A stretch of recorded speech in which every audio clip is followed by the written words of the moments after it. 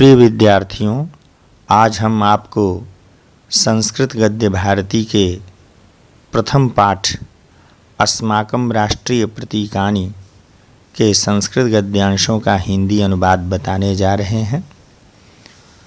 पाठ का शीर्षक है अस्माकं राष्ट्रीय प्रतीकानि। अस्माकं अर्थात हमारे राष्ट्रीय प्रतीकानि, राष्ट्रीय प्रतीक या चिन्ह। अस्माकं ये अस्मद का षष्ठी बहुवचन का रूप है, जिसका अर्थ है हमारा या हम लोगों का। राष्ट्रीय प्रतीकानि, राष्ट्रीय संस्कृत में छोटी होता है। राष्ट्र शब्द से घ प्रत्यय बन करके राष्ट्रीय बनता है और अर्थात राष्ट्र के प्रतीकानि, प्रतीक का अर्थ चिन्ह होता है। तो अस्माकं राष्ट्रीय प्रतीकानि का अर्थ हुआ हमारे राष्ट्रीय प्रतीक, हमारे राष्ट्रीय चिन्ह। सभी स्वतंत्र और संप्रभु राष्ट्रों में अपनी पहचान बताने के लिए कुछ प्रतीकों की अर्थात चिन्हों की आवश्यकता होती है। इन्हीं राष्ट्रीय चिन्हों को राष्ट्रीय प्रतीक के नाम से जानते हैं। इसमें जो प्रमुख प्रतीक किसी राष्ट्र के लिए महत्वपूर्ण होता है वह उसका ध्वज होता है, झंडा होता है। इसी तरह से राष्ट्रध्वज के साथ राष्ट्रगान, राष्ट्रीय पशु, राष्ट्रीय पक्षी, राष्ट्रीय पुष्प इत्यादि अन्य प्रतीक होते हैं। हमारे देश में भी ऐसे प्रतीक जो है राष्ट्रीय प्रतीक के रूप में जाने जाते हैं, जो हमारे देश की, हमारे राष्ट्र की विशेषताओं को अभिव्यक्त करते हैं। यह पाठ इन्हीं राष्ट्रीय प्रतीकों के विषय में है, उनकी बहुत अच्छी जानकारी प्रदान करता है। पाठ के गद्यांश का हिंदी अनुवाद देखेंगे। सर्वेषु राष्ट्रेषु राष्ट्रीय वैशिष्ट्य युक्तानि वस्तूनि प्रतीक रूपेण स्वीक्रियन्ते तत्रत्यैः जनैः। सर्वेषु राष्ट्रेषु सभी राष्ट्रों में, यह सप्तमी बहुवचन का रूप है। मूर्धन्य श उ शु ये सप्तमी विभक्ति बहुवचन का रूप है। तो अर्थ होगा सर्वेषु राष्ट्रेषु सभी राष्ट्रों में राष्ट्रीय वैशिष्ट्य युक्तानि, राष्ट्रीय विशेषताओं से युक्त वस्तूनि, वस्तुएं प्रतीक रूपेण, प्रतीक के रूप में, चिन्ह के रूप में स्वीक्रियन्ते तत्रत्यैः जनैः, तत्रत्यैः वहाँ के जनैः लोगों के द्वारा। दोनों पदों में तृतीया बहुवचन है, तो अर्थ होगा तत्रत्यैः जनैः वहाँ के लोगों के द्वारा स्वीक्रियन्ते स्वीकार की जाती हैं। अर्थात सभी राष्ट्रों में वहाँ के लोग राष्ट्रीय विशेषताओं से युक्त वस्तुओं को राष्ट्रीय प्रतीक के रूप में स्वीकार करते हैं। तेषु प्रतीकेषु उन प्रतीकों में, यहाँ भी सप्तमी बहुवचन है, अर्थ लगेगा में। तेषु प्रतीकेषु उन प्रतीकों में तद राष्ट्रस्य गौरवम, उस राष्ट्र का गौरव।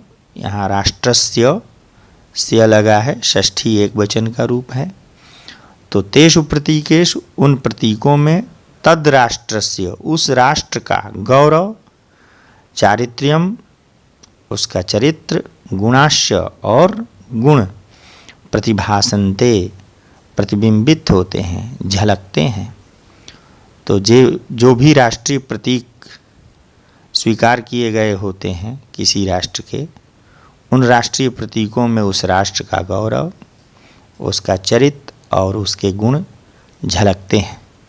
तान्येव राष्ट्रीय प्रतीकानि निगद्यन्ते, तान्येव उन्हें ही राष्ट्रीय प्रतीक निगद्यन्ते कहा जाता है, अथवा वे ही राष्ट्रीय प्रतीक कहे जाते हैं।